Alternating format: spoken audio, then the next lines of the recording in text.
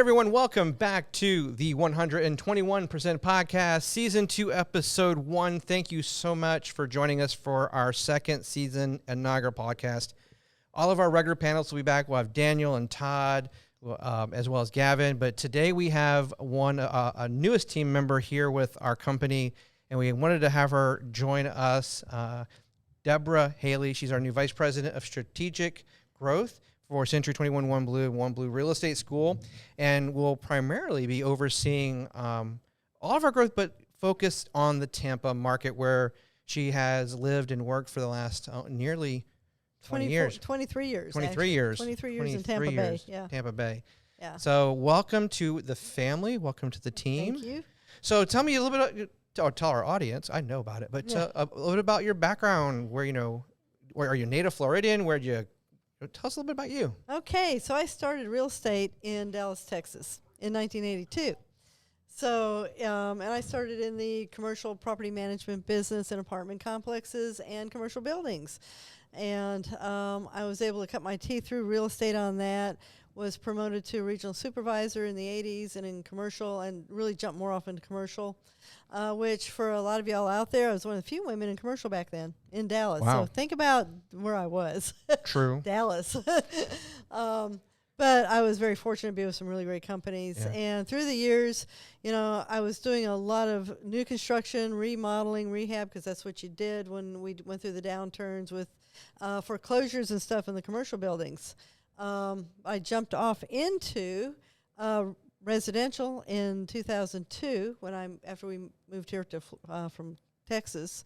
I'd been here for 4 years doing commercial property management here with medical office management and stuff. But I wanted to get in residential, and I jumped on with Century 21 Bagans in 2002 into residential because I really wanted to learn this part of it. And I was lucky to get with the brand. The brand's amazing. And I was really you've been with Century 21 19 years now, right? 19 years, yeah. Wonderful brand. Was able to be taught by Jim Bagans, who is the grandfather of Century 21 in Florida. Yeah. If y'all know about Jim, he's amazing. He's a great guy. Yeah, so for those who don't know, back in the 70s, 50 years ago, when Century 21 was founded, it was a master franchise system. So someone would buy a territory, and then from, kind of almost like Ray Kroc did with McDonald's, and then for in this case, the Bagans family bought Florida and basically I-4 South, and they were responsible for selling franchises, and that was their territory. Yeah. So truly, Century 21 and its roots here in the Sunshine State can be traced back to the Bagans family, which is a great organization. They're here in Florida. They still operate today. Yep. They are one of the top brokerages in the state of Florida and the system. And, I know personally, I admire them. I look up to them a lot. Mm-hmm. They're just a great organization. And I joke with leadership as, my goal is to beat them in market share one day, will. Which, yes, that's how big they are. But it's just, we're very blessed to have had them. And so you were with Bagans for 19 years. And you started out as a residential agent, worked your way into office management. Yeah. I started managing in 2006. Okay. So I've been managing for 15 years. Wow. And we took that office from actually about 20 agents that were working. Think about that were working. We had more, but these were working agents. And built it up to a Centurion office by 2010 and made a president's office, which is not just Centurion office, but you have to have Pinnacle Quality Service, which is a top level of quality service. You have to have that for at least 2 years, and then you become president office. And what I will say is, as an office who is a Quality Service Pinnacle award-winning office here, it is a very tough award. Yeah. We have a 99% customer satisfaction rating, but it's done by an independent company, so it's not within our control. We can't manipulate the system.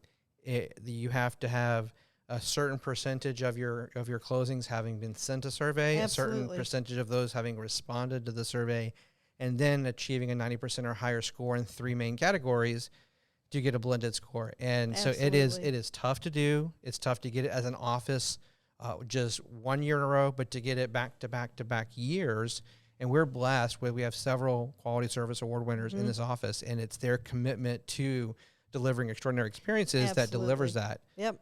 So kudos to you and to the agents that you helped to grow their business and defy mediocrity, that you were able to do it for so many years back to back to get to that President's Award, and then to take it to Took it to the final, ambassador. actually the top level of The award levels. yeah, Ambassador. the ambassador. Sorry, wait, mine just went blank. That's okay. Ambassador level. Yeah. And which is even you have to have 5 years as a president's office and in a row to get ambassadors. So we were able to achieve that.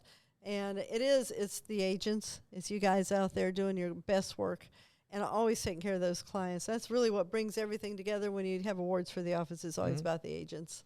Yeah, without the agents doing what they do, no office would award. No. So, and so kudos to you. And we're just very, very blessed. When I got the call that you were considering a change and might be available, I was dumbfounded. The person that informed me, I said, well, let me ask you a question. If you were opening an office and needed someone, would you, chat with her and hire her? And she goes, Kevin, I would have shut up by now, hung up the phone, and already be on the phone with her. Yeah. And that's what I did. I have trusted advisors in my business and in my life that I value their input immensely. And this is one person. I know she connected you with multiple offices, including a broker for one of the largest Century 21s in the world, and we beat them. I love that broker. He's a great guy. I mean, I've actually learned a lot from him as well. He's from the Northeast area of the United States, up in New England. Guy. And but speed leads everything, Kevin. Yeah, it is, because you called me right away. You called me. You talked to me all weekend. You followed up with me. You set an appointment with me all on the first day that I even talked to you. Mm-hmm. And if I figured out that if you're that responsive, then your agents are being taught to be that responsive to their customers. And I have a lot of respect for that, because this guy I'll call you next week. We'll set up a Zoom meeting. I'll let you know on Monday. And you know what? He missed it. Yeah. And because he's busy. It's not to dig him at all. No. He's got a lot on his plate, and that's cool. I just happened to be, and normally I'm some days kind of crazy busy, but that was a day where I had that opportunity, I had that window, and I took it. Yeah. I'm glad you did, because it's a wonderful opportunity for me, because we're really going to grow Tampa and really do some amazing stuff there. I'm so excited about this. Yeah, and once I met you and you like Disney boats in Florida and Century 21, I'm like, we got it. So yeah. Well, welcome to the team and welcome to the family. And so for our first podcast with you, I thought we could cover I know you're passionate about listings, you're passionate about helping agents serve sellers. And you had a great course called 7 Ways to Get Listings. And so we thought we'd do a quick podcast to help everyone out there learn how maybe you can pick up one nugget. And that's about, that's why we do this podcast. If we can help you, if you're listening to us on your favorite podcast app, or if you're watching us on YouTube, if you just pick up one nugget, one piece of information that helps you be a better agent, that helps you be 1% better than you are today, I'm happy, right? Yeah, me too. So me too. We've got 7 things in here that we're going to talk about, and hopefully at least one of them, maybe 7. These are proven ways to get listings. That's right. Nothing about real estate is hard. It's actually, real estate is very simple. It's just not easy. Yeah. Because you have to actually, do the work. So there's that. So the first one, Debrah, that is on the list is your SOI, or your sphere of influence. We get a lot of agents that come to us, especially Orlando, maybe somewhat Tampa, but Orlando is a very transient city. Yep. We get, right now with the great migration happening, Florida is one of the recipients of that. So we have a lot of people here that go like, but I don't know anyone. They're out of state. Yeah. So how talk to me about sphere of influence. Okay. Your sphere of influence starts here. What's that? It's a phone. It's for our podcast viewers. Yeah. It's your phone. Oops. Can I take a photo? But but in your phone and on your laptop and on your tablet, what have you got? You've got all your phone numbers from people you've been talking to. There's probably, 100, 200, 500. On your laptop, in your email database, how many people do you have in there? I know you know more than 10. But Debrah, I only know 10 people. No, really. Let's open up your phone, because you will have probably 200 or 300 in your phone, on your emails, at least that. And, then we go into social media, and then we get into thousands of people. why not work where it's simple? You already know a lot of these people, except maybe social media. You know a lot of them on social media. But why would you want to do hard work and do cold calls when you can reach out to people you know and say, hey, it's Debrah. I just got my real estate license. I am so excited. I'm with Century 21 OneBlue. Who do you know would like to do some real estate? Who do you know wants to buy or sell houses? Mm-hmm. That is a simple phone call, because you're calling a buddy, you're calling a friend, you're calling family members, mm-hmm. and you know what? They're not going to ignore you. If they do, then they really know you. Yeah, if they do, then maybe you have other issues. But they don't call your sphere if they owe you money, because they probably won't answer. Yeah, there's that too. Yeah, no, don't do that. But your sphere it's the beginning of most agents' real estate. It is. This is their first source of business, so why not go to it? It's easy. I like telling easy. So everybody in your neighborhood, your neighbors where you live. It's a good time to go out and meet them. If not, it is a great time, right? A great time. How many people in your workplace do you know? We've all worked other places before we got in real estate. So you have employees that you've worked with. You've had employers. You've had friends from those. Why wouldn't you reach out into those people? I have several sales that when I was an agent came from my past days. Yeah. I mean, most of I have a great story. We hired a lady, this is quite a few years ago. She was a hairdresser, worked in a salon. She had gone to Russia with her husband to adopt one baby. They came back with 5 because the baby had siblings. Bought the whole family back. Couldn't afford to quit her job, because, mm-hmm. She had a lot of mouths to feed. So Mary and I sat down and we did her business plan. I said, well, you got people in your chair for 30 minutes at a time. Have a chit-chat. You have an audience right there. Bartenders and hair salon. Yes. Gavin on our team. Yeah. He got his start in real estate he worked at a neighborhood bar, and we talked about it in a previous episode. He worked that bar, and he actually. Yes. Even when his business started taking off, he stayed working Friday nights because it's a local hangout on Friday nights, and he was getting a lot of leads from them. They start drinking. Absolutely. We have another agent I know who goes and sits. It's a small town in Florida. Sits at the bar every Friday night. Doesn't drink. He's never drank alcohol in his life. Sips on a Diet Coke because he knows all the locals are there drinking, and when they're drinking, the lips get loose and they start telling you stuff. And I mean, this is the type of stuff that's more fun. It does bring you a ton of business, and a lot of agents are afraid to talk to the people they know. I don't get it. I don't know either. I don't get it. But that's where you should start. Yeah. And then we hear the people, you were saying everywhere's transient here. That's true. But those people up north, they still should be set up on drip campaigns. They still should be set up on emails. Well, you should be calling them because they know people up there that are moving here. That's exactly what I told an agent the other day was that you have people, people that are where you were and are coming here too. Absolutely. Especially if you're in Florida. I mean, obviously our podcast reaches global. Yeah.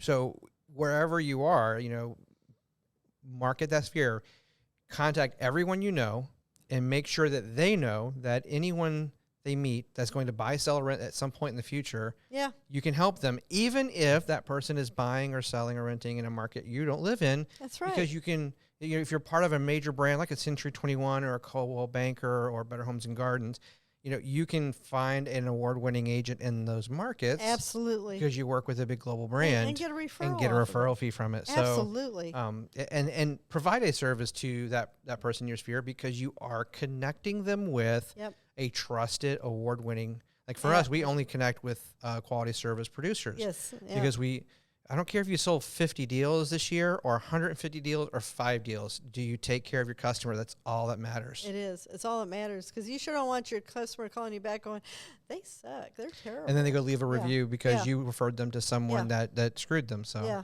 and they didn't like you. Yep. So number 2 on our list is canceled, not relisted. Talk to me about that. I love this arena because ever since COVID hit 18 months ago, what happened in 2020 in March, April, May, June, July? People out of the soft market. Oh, well, they were listed, they got scared, and they canceled. And what happened to them? Their agents forgot about them, left them, have not called them back. They had to sell for a reason. And you can go into IMAP tax and find these people canceled, not relisted. Yeah, so and find your and wherever you are, your local tax. Like Yes. here in our area, our MLS provides us with things like Realist or IMAP. Yes. But whatever tool you have to be able to go find this information, grab it and get it. Absolutely. And, just make sure they're not relisted. And most of the MLSs have that set up for you. Yep. So you can go in and absolutely find out, because they had to sell at one point. COVID scared them. 95% of the time, COVID scared them, changed their mind. I'm not moving. I don't want people in my house. And their agent never followed back up and probably jumped out of the business at that point. Yeah. So now we have an 80% fail rate in this business. Yes. How far back should they go and look for these canceled? You should go back to June of 2020. Right.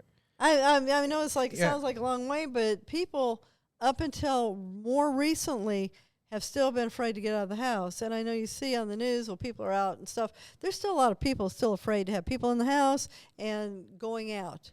And now they're getting a little more comfortable with getting back to normal again. What about so obviously this podcast will live on forever. So like a year from now, 2 years from now, someone's listening to this podcast and, COVID's in the history books. So let's cross our fingers. Yes. In a normal market, no pandemic, how far back should they normally just kind of look back? About 5 months. About 5 months? Yeah, 4 or 5 months, And you can do, which our next one is expired, not relisted. You look them up the same way. Yeah. But they cancel for a reason. Now, normally, in a normal market before COVID, why did they cancel? Well, the agent canceled the listing because they didn't want to show it expired, so the agents wouldn't go after it. That's a little sneaky trick there. So they canceled it, saying, oh, well, he didn't want to sell anyway, he changed his mind. In reality, they just canceled it to try not to let the other agents call that client, that customer. And, right before COVID hit, we were kind of in shock. We're really working with agents to call expires and stuff. And one of the big objections I would hear from more experienced agents is historically those expired listings, like you said, are getting bombarded. Yeah, they're not. We were finding they weren't. They're the not. perception was, and so people and at one point that was the case, but because everybody was talking about it, people like, well, it's not worth it. The perception was everybody else is doing it. Nobody was doing it. And then nobody was doing it. Yeah. And we were rocking. We had one of our agents, every listing was an expired. Yeah. And again, contrary to popular belief, it wasn't necessarily just that it was oversold. We've had, in a normalized balanced market, we had one house where literally there was one photo, the agent took it from their car on their phone. Yeah. And it was a $630,000 listing. Our agent got it and got it sold. We actually got it sold for more with professional photography and everything. So you never, don't judge a book by its cover. Absolutely not. When you do get to talk to these people, same thing, when a couple we'll talk about in a second, is try to understand why they canceled. What happened in their life. You have to overcome that first. Yeah. So be personable.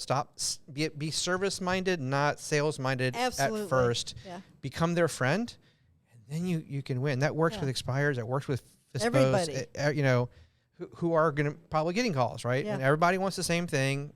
And it's to be the agent that doesn't hard sell, that actually just goes in there and tries to be servant minded versus sales minded. Absolutely. You have to have that servant heart. Our customers do see through us. They really? do. I know, shocking. Oh I know. They see right through us. They can tell if we're BSing them and we're trying to be a salesman and pushy. We can't be that.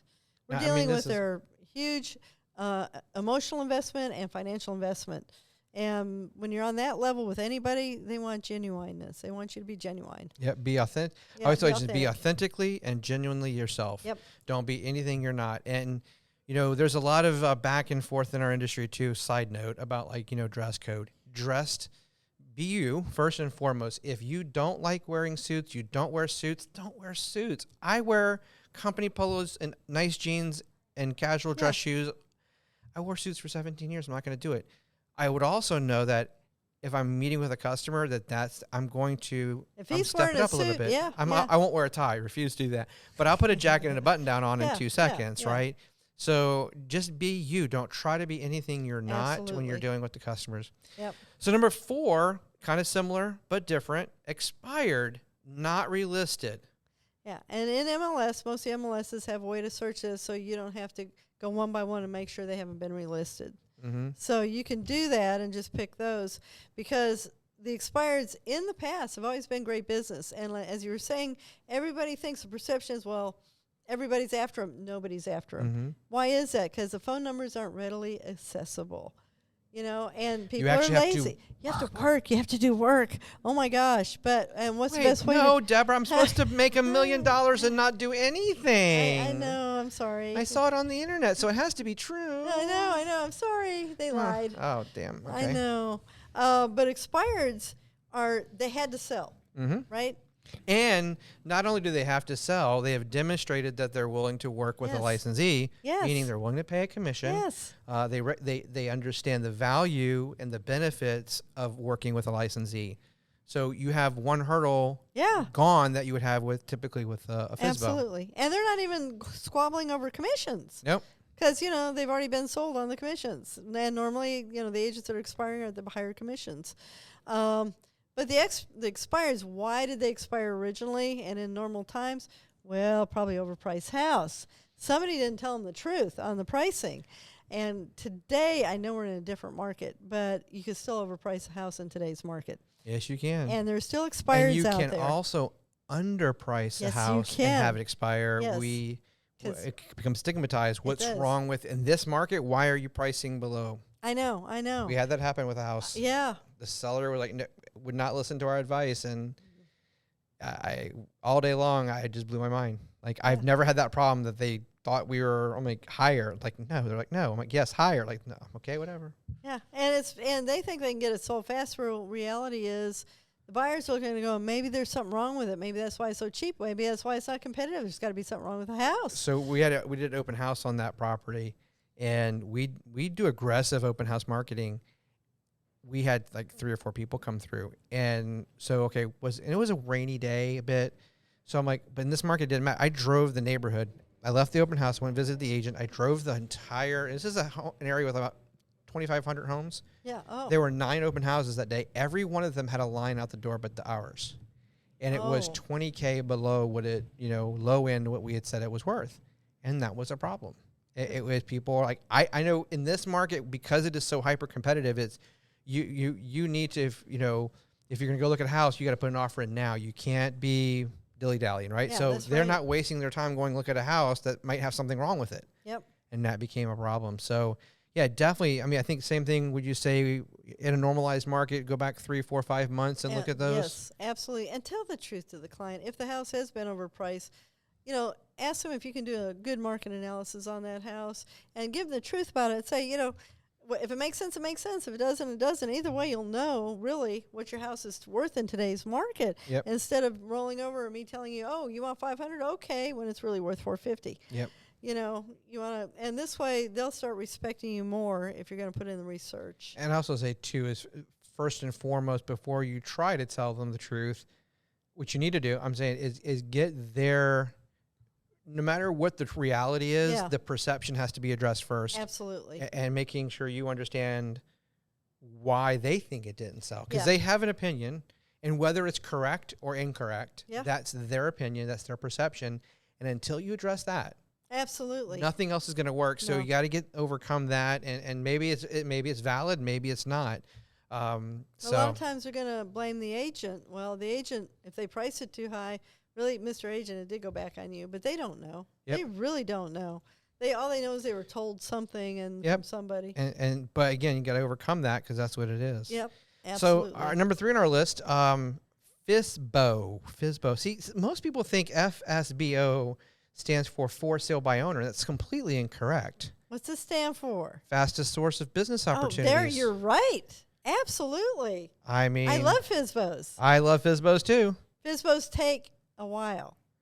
You have to have a little system and gain rapport and build confidence and talk to them on a weekly basis. Mm-hmm.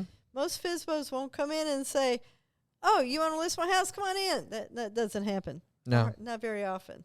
Yeah. So normally you're there to meet them, to look at the house, to preview it, get to know them, set up, feel them out, make sure it's somebody you want to work with too, and somebody that's going to work with you. Exactly. And then follow up and agree with them. Yep. Oh, you want to sell your house? You're trying to save your money, the money, commissions? Oh, I understand that.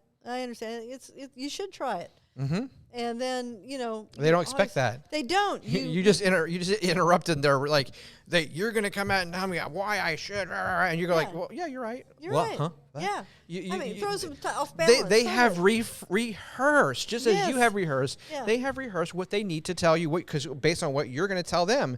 So when you go off script, they cannot compute. No, you've got to align with those sellers first. Yep. And understand why they think they're saving the money. In reality, buyers are going to come in that are investors that are going to offer them probably 15-20% less. Yeah, it depends than on saving that 5-6% commission. Yep. Then they're really not saving any money, and they're going to get beaten up by people who really don't know how to do the business a lot of the time. Exactly. And I always tell agents to go in there and just be service.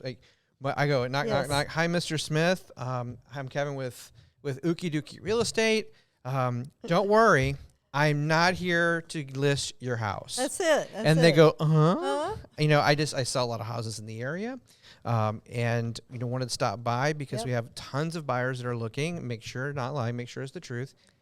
And then, kind of go into, do you mind if I look at the home? Why are you selling? Where are you moving to? Get to know them. Here, provide them some information. We work with First American Title here, and they provide us with an amazing booklet. It's about 20 pages long. Yeah, I saw it today. It's beautiful. That is everything they need to know. And here's some information. If I can be of service, let me know. Hey, if I was to have a buyer that might be interested, would you be willing to pay a buyer's commission? Most times they say yes. Most times they say yes. And then here's the deal. They're going to get hit with a bunch of people trying to hard sell. Yep. So if you go in servant-minded, absolutely, you're not going to have much impact on their timeline of when they're going to list. So if you just got to be the one that's the first person they think of when they're ready, when that pain and the convenience and savings kind of cross that line, that is when they will list and you'll be good to go. Yeah, actually, the first 2 or 3 weeks they're all full of themselves. Yeah, I can do this. Everybody's selling really fast on the market. Well, reality sits in after the second, third week, or some bad people have come in the house, and wife's going, I don't want to be here alone. Mm-hmm. This scared me. Yeah, we got strangers coming in the house all of a sudden, or COVID, or reality sits in to you for sale by owners. But you need to be in contact with them every week, and I really like to stress, call them the same day every week. Yep. If you can the same time, that shows consistency with you, and that says volumes about you and how you do your work. Exactly. And that will really actually impress the heck out of them, and you don't even know you're impressing them. Exactly. Just stay in touch. So number 5, on your list of things to do, I didn't know I was going to have to plant crops and harvest crops here. Something about farming. What are we talking about here? I love farming. Green acres is the place to be. That's it. In 2002, Craig told me I had to go out and knock on doors. It's like, what? I'm in a suit and high heels. I'm here. What? I did it anyway. Yeah. And you guys, you got to get your mindset on this. Just go do it. They're really the bad people you can look up online and know where they live now. Yep, so don't even worry about it. Depending on your board or your brand, like our brand, we get forewarned, so you can with our Spark benefit and health benefit plans. Absolutely. So I think it costs $80 a year. That's worth it. So worth it. But you can do research. And it's so important with farming that you want to, the door knocking, the getting involved in the community, but also approaching it digitally. But your husband served 20 years in the military. My dad 30. Yeah. Like no military plan involves just one modality of it's multiple things. Absolutely. If I was to mention to you right now a company that has a mascot that's a green gecko. That's a green gecko. That would be Geico. Geico. Geico. I was going to say Progressive. Geico. And what do they sell? What do they sell? Insurance. Right. So what's that have to do with a little green, Well, it doesn't matter, right? But he's cute, isn't he? So the reason I ask that is that, and I use this with age all the time, it's called Mindshare. And you want to build up as strong a mindshare in your farm area. Yeah. You want to get to a point where everybody in that farm area, just as you heard green gecko, you think Geico, you think car insurance. you want them to think real estate. You want them to think your name Absolutely. and your company, and hitting them with direct mail, hitting them with digital ads, hitting them on social. Absolutely. And then knocking on the doors. Yeah. Getting out there and face to face, get off of texting, that works, but this works. Face to face. Face to face works. And guys, if you went to a shoe store, if you went to a store and you want to buy shoes, you're going to go to a shoe store, right? Really? That's shocking. Oh, thought I went to Best Buy for that. Yeah, no? well, you not for shoes. Okay, sorry. That's true. But you're going out to where the houses are, where people are, and a lot of times 20% of your farms turn a year. Out of 200 homes, that's 40 houses turning. That's your list side. The other half of that equation is your buy side. So now you've got 80 deals that could come out of that farm for you. Mm-hmm. Why wouldn't you work that farm? It's the easiest thing you can do that's going to last you a very, very long time. And if you're afraid to get out by yourself, partner with another agent. Go and get a partner. Go do it. The weather's getting better now, and it's a really good time. You need to limit yourself between 200 and 300 homes. You're definitely starting out. Yeah, because if you say, I'm going to go out there and get 600, no, you won't do it. Do 200 to 300 and then build upon that farm area. I mean, a good, healthy farm with time is more like 1,000, 1,500, but that takes time. You can't conquer Rome in a day, right? You have to build to that. So 5-10 years down the road, you might have that bigger farm. Absolutely, yeah. But focus on what you can do and do well, and then add to that. And I think a lot of agents bite off more than they can chew, I should say. And then the end result is that they're not successful and they get discouraged because it was just too much. Yeah. Now my story, because I started farming right away when I jumped into residential, and I grumbled for 3 months. I grumbled and groaned just like all you guys will do. But on my 4th month, I had 4 listings in that farm that I would never have known about, talked to, but I had already knocked on the door. They got mailers for me. They also got something from me in the door, newsletter in the door. So they're getting 2 things from me a month. And all of a sudden I have people calling me, I see you're around here. Come over. I'm ready to list my house. Mm-hmm. This happened 4 times in the 4th month. And out of those 4, I got one of my buyers that ended up spending $10 million in real estate with me. That's it? That was one. That was just one. I know. It's just the first one. But that farm built, and it got me on the 4th month when I started listing all these. It just shocked me because they were calling me. I was never begging for business. Mm-hmm. And people think if you're farming, you're begging for business. No, they were calling me. A lot of agents are begging for business, and that's the problem. You're going in with a sales mindset, not a servant mindset. Right. Absolutely. I'm glad you keep coming back to that, because you got to go in and think you're going to meet some new friends, you're going to help some people, you're going to hear about a lot of information in that farm, and you'll be able to really expand on that and do really well. So I love farming, and I know it's not cut out for everybody, but a farm is just not geographic. Mm-hmm. You can do a farm in your social media. You can do your sphere. Our niche market. First-time military, teachers, nurses, doctors. Yes. Yeah. So there's the geographic, and then there's the target base. Yes. So there's 2 different methodologies. Absolutely. Absolutely. So just pick one and do it. And be consistent. Yes. Patient. I always say, there's three P's to being successful: patience, persistence, practice, and persistence. Yep. If you do that, but the one that everybody, the patience part is just not there. It's this instant mindset. No, it's not. I love it. Every agent, and they say leads are bad or internet leads bad, or it's like because they're trying to get married to their sugar mama or their sugar daddy on the first date. If it's not like, here's a lead, fully qualified, we've written the contract for you, here's the house, you just have to email it to make some money, then they think it's a bad lead. Yeah. And you got to be open-minded. You do. And even the leads that can't buy right now, oh my goodness, they may know a lot more people that could. They're family members, they're friends. Your target, people you should try to get into your database and connect with, are people who are going to buy, sell, or rent sometime in the future. Absolutely. I think that's everyone. That's everybody. If they have a heartbeat, yes, they'll be moving. They're moving. And never mind. If they don't have a heartbeat, they have a family that needs to handle the estate, right? So there's still business in the probate world. Absolutely. So you got to work.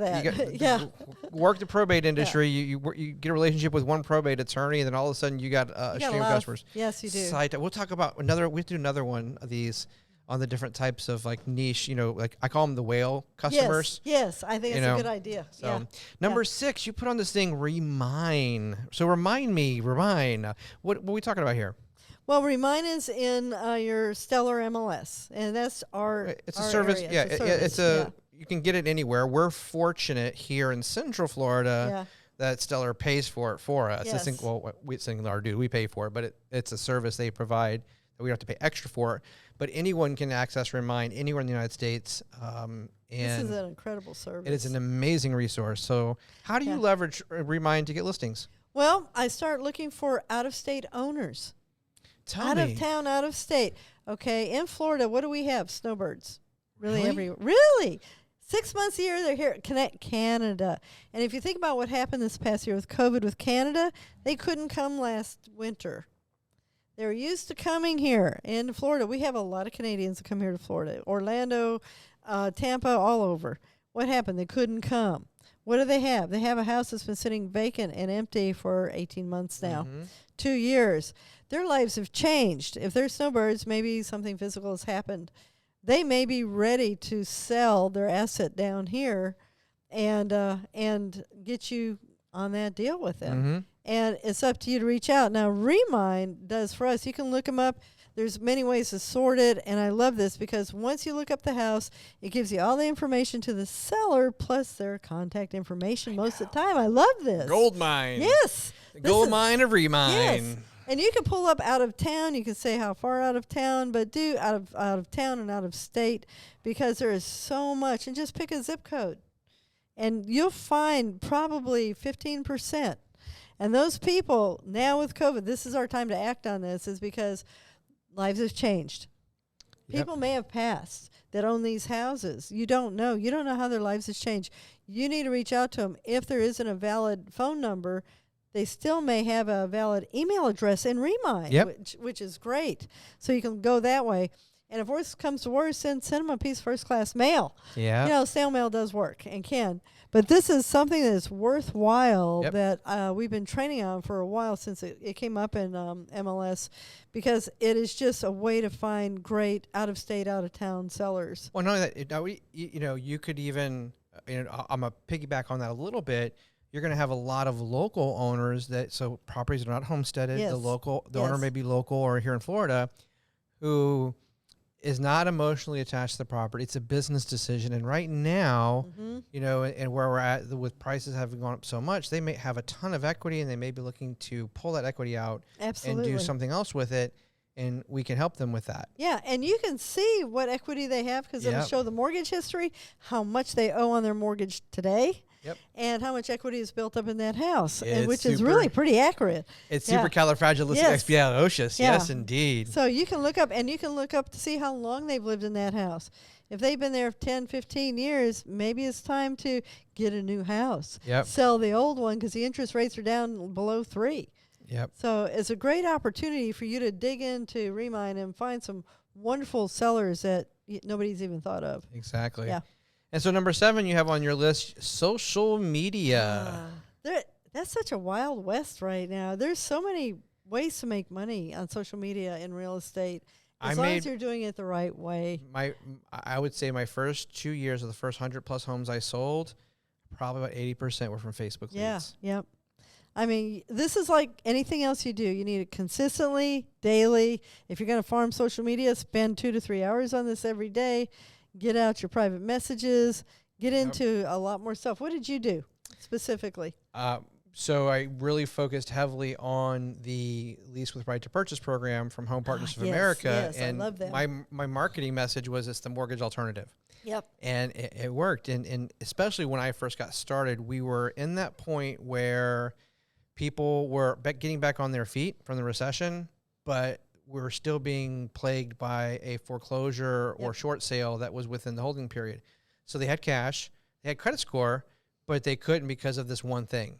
So helping them get into a home and be able to, get a secure roof over their head. So it was just a great, one of our customers said that, he kind of got to the point, was so discouraged. He literally was having a conversation with his wife that they felt like there was no more hope. There was no more Yeah. light in the tunnel. And then as he's having this conversation with his wife, they're going through Facebook and saw one of our Facebook ads, Yep. clicked on it, and he goes, "That was my light." Yeah. And I think it was Patrick. I'll never forget. He made me cry. We were doing a video testimony, we're asking some questions. And then I said, "Anything else you want to add?" And he told that story. I'm like, "Dude, we're going to throw away everything else we just recorded. Yeah. And we're going to stick with what you just said, because Yeah, that's yeah. gold." And from there, I teach a class. If you ever get a chance, it's on our school website, OneBlueRealEstateSchool.com, digital farming. And literally I walk you through how I did what I did, using the kind of the story of Moneyball with Brad Pitt and that whole story of the Oakland A's to tell the story about how you need to think differently. Absolutely. In real estate, we're giving you a lot of great tips. Each one of these tips are tried and true. Everybody's doing them. That's, right? It's how you do what you do within each of these to think a little bit differently, think outside the box. The herd's going off to the right, you take the left path. And stay on that path. And chart your course Yes. and do it. And it works. It does. Social media today is your business card. It is where customers are going to go to research you, to see what they can find about you. Yes. They're going to judge you for good or for bad. So keep your social media is nice. Be authentically you. I always say that, and I'll always say that. Be authentically you. That may cost you a customer here or there, but it may win you customers somewhere else. Absolutely. Yep. There are some people that love cats and hate dogs, and some people that love dogs and hate cats. So you're never going to please everyone. So be authentically you. Don't be fake you, but also be professional. Keep it appropriate, I would say, and truly get out there and showcase who you are, showcase what you can do, and your knowledge and expertise of the area, of things to do. There's a TikTok thing. Show me or tell me you're blank without telling me you're blank, right? Whatever that is. Yeah.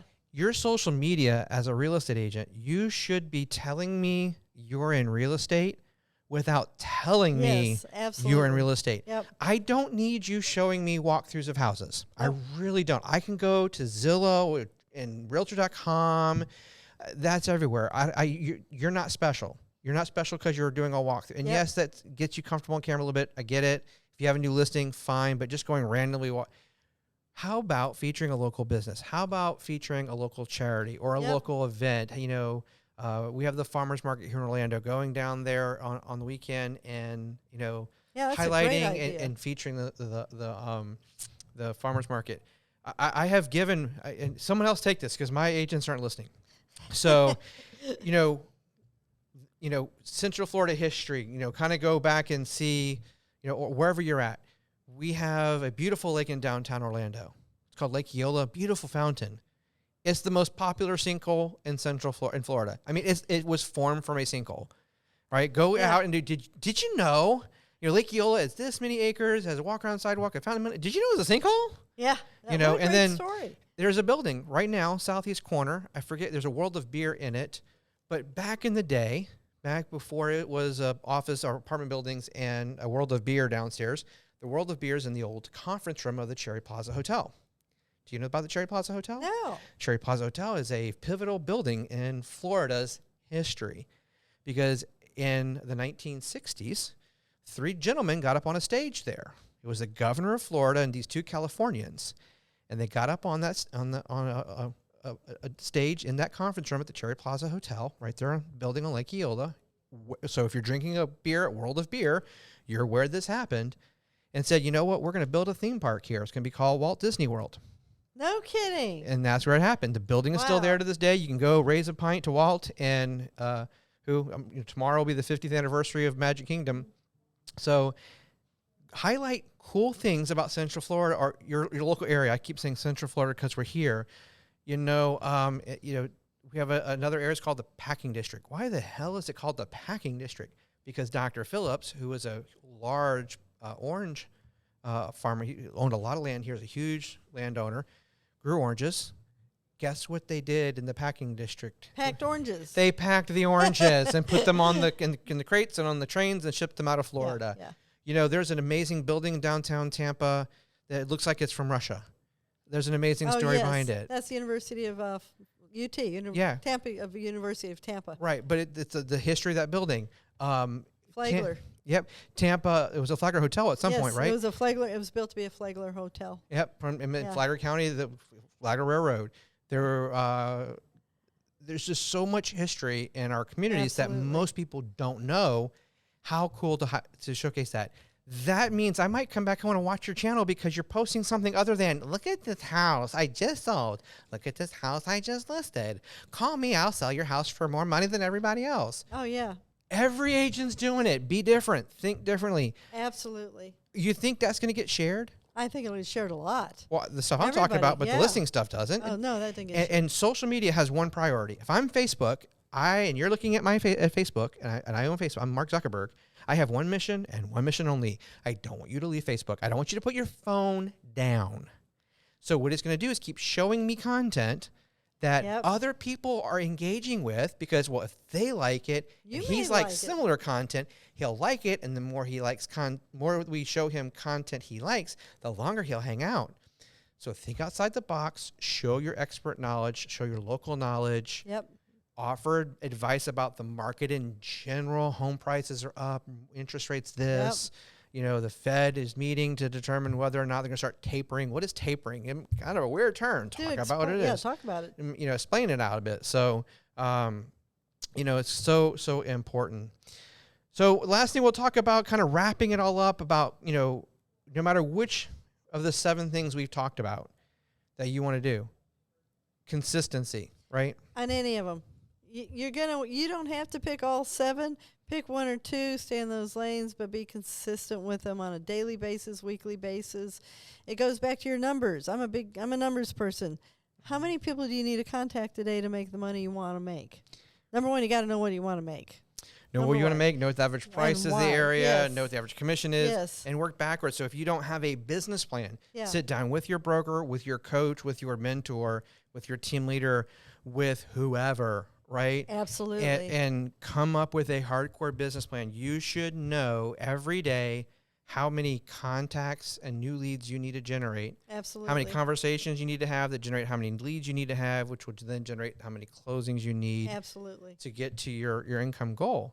And if you don't know that number, you need to get it. You should know it. Yeah. You should know it. And if you don't, it's time to sit down.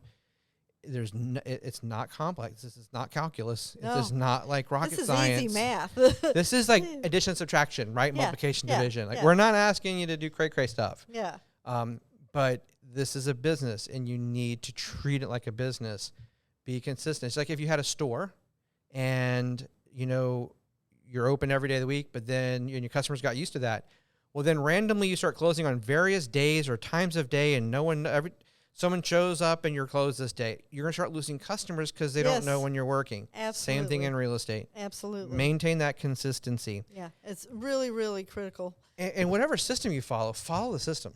Yeah. Stop trying to piece this part of system one and part of, like, if you follow Mike Ferry, do Mike Ferry. It's a great system. Absolutely. It's my favorite. If you follow Tom Ferry, follow Tom Ferry. If you're Greg Proctor or if you're Buffini or whoever you believe in, whichever of the real estate models and coaching systems you follow that system. Follow it verbatim. Don't try to mix and match. This is not a buffet. And don't this make is up not your the own golden stuff. corral. And don't make it up. The stuff works. Yeah. Don't add things, subtract things, because it works. So when you start breaking the system, you start breaking the results. Yep. We had one agent who loves Mike Ferry, went to a Mike Ferry conference in July, comes back, first listening back. I'm like, what are you doing? That's not Mike Ferry's way. Yeah, but I mean, well, you just spent a couple $1,000s to go to a Mike Ferry event to hear Mike Ferry speak, and now you're here not following the system that you just went to pay for. You know, WWMD, what would Mike do? Yeah. Would Mike do this? Well, no. Well, then don't do it. Yeah. Or don't follow the system. Or, you know, so I get, you know. I get passionate about this too, because we teach you what works. We know what works. We really know what works. So we want to make sure you have that inside you too. So if you're following the directions, many pass, but don't sit there and think you have to make this stuff up, because you don't. There's every tried and true thing that we can do out there that we put in front of you. And the results. Yeah. The results show I themselves. can tell you agents in our office who have followed the system, who follow the script, are selling. Yes, absolutely. We have one agent. She's doing an amazing job. She's doing everything we are telling her to do. She's been with us a month and a half. She's got 2 listings, and she's already had a closing. She has her first listing is already under contract, and her second listing's live. Yeah. So, and she will make, and that's about 1.6 million, right, on paper in the first 30 days. So I'm used to getting agents up to speed quickly, and I know you are too. We have the same mindset. Well, you hope to. Some of them just are stubborn and they won't listen. Well, that's just it. Yeah, and if you want to sit around and wait to think business is going to come to you, it's never going to come. Nope. You have to get out there and create this, and the faster you do, the more money you'll make and the happier you'll be. This is real estate, not Burger King. It's not your way right away. That's right. That's right. It's certainly not your way. It's not going to be right away. Yeah. So, that's our 7 tips on how to get listings. Again, like Debrah and I have both said, whatever you do, it's the consistency. Be patient. Yes. It will come. If you continue to apply and do it, relentlessly, day after day after day, even when it feels like, oh my God, I can't do this one more day, push through that. It's kind of like going to the gym. Clearly, I have lots of experience. But, you at some point, you kind of break through that wall. Yeah, you will. And it'll work, and you'll have fun. And enjoy it. You are helping people with the largest financial transaction typically of their lives. That's right. It's a very personal decision. It's their home. It's highly emotional. Very emotional. Yeah. Sometimes you have to be a marriage counselor. Yes. Sometimes you have to be a guidance counselor with the kids. Sometimes you need to be, I don't know, referee. Divorce counselor. A referee. The referee. But at the end of the day, it's the most rewarding thing I've done is helping agents do this. And it's something I'm deeply passionate about. I know you are, which is why I'm so excited you're part of our team. And you've been with us, a week and a day or two, and you're already on the podcast. That's okay, because Todd, his first day, I had him on a podcast. Okay. I'm like, hey, welcome. Let's do a podcast about social media. Yeah. So we've got some great episodes coming up. Our next episode, I think you're going to want to tune in for this one. We surveyed real estate agents across the country and gathered information about what is it as a real estate agent that other real estate agents do that just grind your last nerve.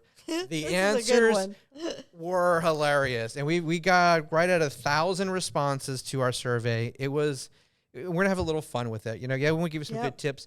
And we're going to have fun with this one, but there's also some seriousness to it. It is, if we understand what things a lot of agents do that drive other agents crazy, just maybe through our fun episode we're going to do, we can help others maybe stop doing it and maybe absolutely, or be more open-minded and more respectful and more understanding. Yes. So you never know. So we have that one. We also, this is going to be our episode 3 coming up. Is going to be with our attorney, Andrew Doyle for Seabain Doyle.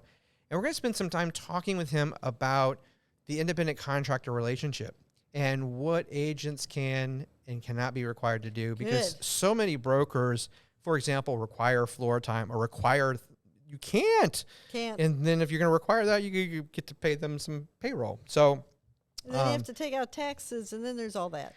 Yeah, and so it's going to be a fun conversation. Kind of level set a little bit, have some fun with him. I think it's going to be eye-opening for a lot of agents that what they can and can't be required to do, because a lot of them are being required to do things they don't have to do. Absolutely.